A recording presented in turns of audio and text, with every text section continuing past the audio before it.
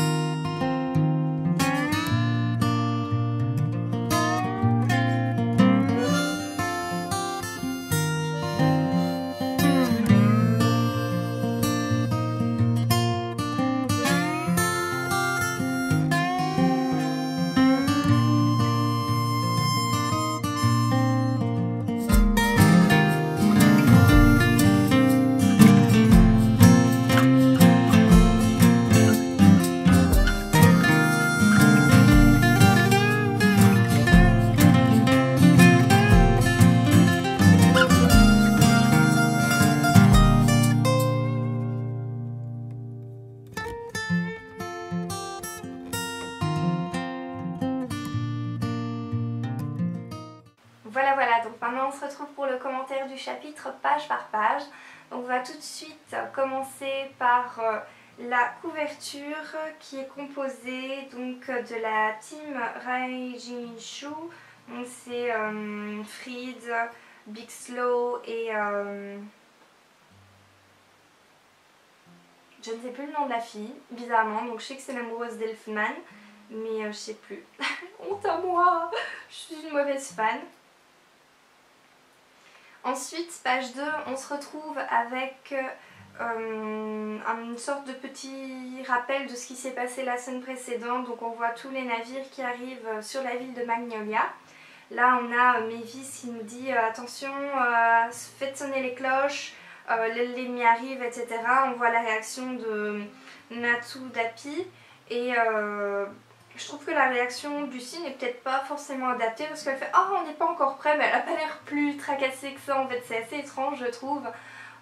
Surtout venant de Lucy, je sais pas, là je la trouve genre « Oh zut, c'est dérangeant mais pas plus que ça quoi ». Ensuite, bah voilà, troisième page, on se rend compte que ils ont eu le temps de mettre une barrière autour de la ville de Magnolia et là je me suis dit bien joué, c'est vrai que s'ils sont au courant d'une attaque, les talents de Levi et de Fried doivent être utiles et c'est bien de les avoir utilisés, donc franchement GG les gars, GG well play comme on dit. Bravo, bravo. On voit ici que page 5, il y a Fried qui galère un petit peu. Ah voilà, c'est le nom c'est Evergreen. J'avais Eva en tête mais je sais pas pourquoi. Donc voilà.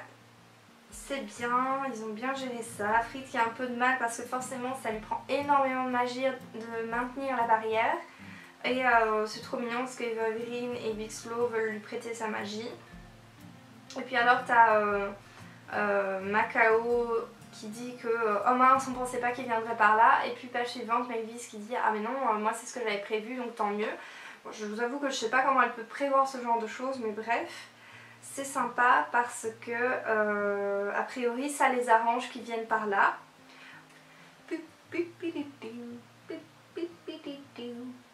J'ai l'air d'un zombie comme ça. Ensuite, t'as Mavis qui dit à Warren de communiquer l'information à tout le monde qui bouge au plan D. Donc cool, c'est qu'ils ont vraiment bien organisé ça. Évidemment c'est un secret pour nous donc on sait de rien. Vraiment les talents de Warren sont vraiment pratiques. Ensuite la team Osprey qui est étrangement Bisca et sa famille. Voilà. Et oui, ce que j'ai trouvé sympa dans ce chapitre, c'est franchement qu'ils aient réutilisé l'arme de Phantom Lord, c'est vraiment ingénieux. C'est vrai que, comment dire, c'est une bataille à mort, enfin c'est une bataille vraiment dangereuse, donc c'est vraiment top d'utiliser tous les outils, tout ce qu'il leur est possible de faire. Et je pense que c'est la première fois que Fairy Tail en fait nous propose une bataille pensée, réfléchie. Et je trouve ça agréable en fait d'avoir Mavis qui nous apporte ce côté-là, parce que c'est vrai que pour une fois, ça va se passer sous forme de vagues, ça va être un combat réfléchi. Et franchement c'est sympa. Bon forcément à un moment ça va partir en couille parce que ça va échapper au calcul de Mavis. Mais c'est vraiment cool. Là on passe à la vision donc de la Team Dragon qui vient choper les navires.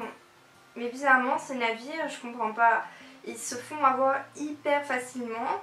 Donc quoi, ils servent à quoi en fait à part se faire descendre? Il n'y a personne qui est capable de faire du mal aux mages à partir du navire. Enfin, je sais pas, j'ai l'impression qu'ils sont là juste pour faire du mal et qu'il y a juste le navire principal qui va pouvoir emmerder un peu Fairy Tail parce que les bons mages sont dedans et le reste ça sert à rien, c'est juste pour faire genre quoi.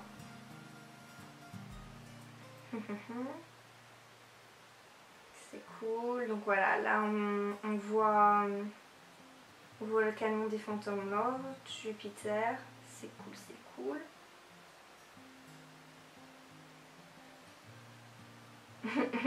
Greg qui dit que le premier maître fait peur. Bah oui, il fait peur, un petit chou. Voilà. Le premier vaisseau malheureusement qui n'est pas touché par le tir, mais bon c'est normal sinon ce serait pas drôle, hein. Si le gars il se faisait dégommer avec un seul tir, bof quoi. Et puis paf, t'as les Dragon Slayer qui arrivent sur le navire, tu te dis ouais badass. Et puis non, ils ont leur putain de problème de mal de transport quoi, ça craint, ça craint, ça craint. Et alors du coup, forcément t'as les exis qui lui sont là, ah mais zut et tout. Et maintenant Wendy qui peut plus utiliser Troya et Mavis qui avait complètement oublié, donc ça c'est la petite note drôle du chapitre. Et là on voit Natsu qui est totalement vénère et l'autre gars qui saute sa gueule en disant ouais tu comptais me battre et regarde t'es même pas capable de tenir debout sur un navire etc. Donc zut. Et puis bam, Erza vient à la rescousse. C'est cool cool cool.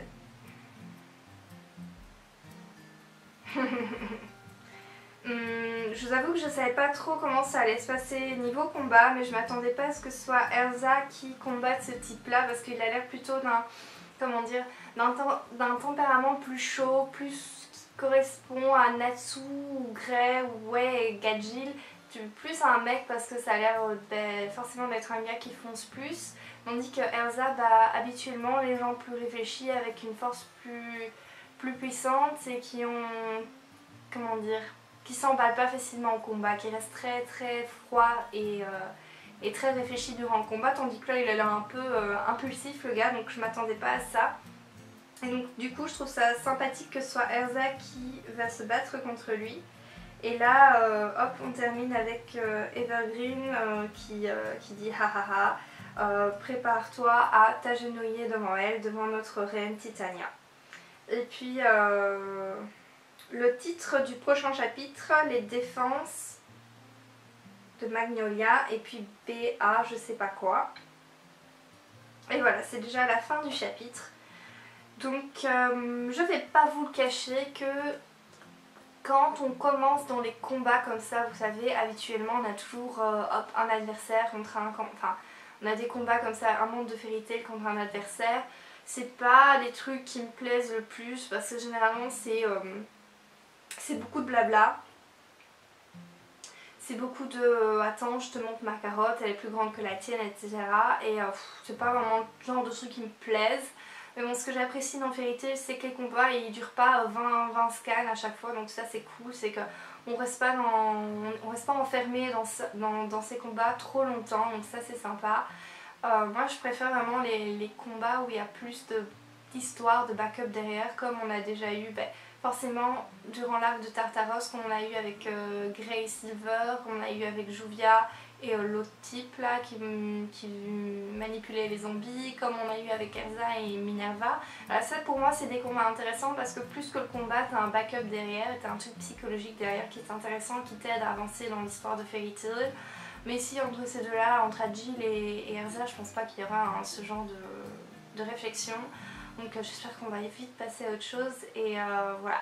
Ce chapitre est intéressant, on rentre dans le vif du sujet, on se rend compte que la stratégie de Fairy Tail est bien montée et que ça change du tas de bourrin qu'on a d'habitude en fait.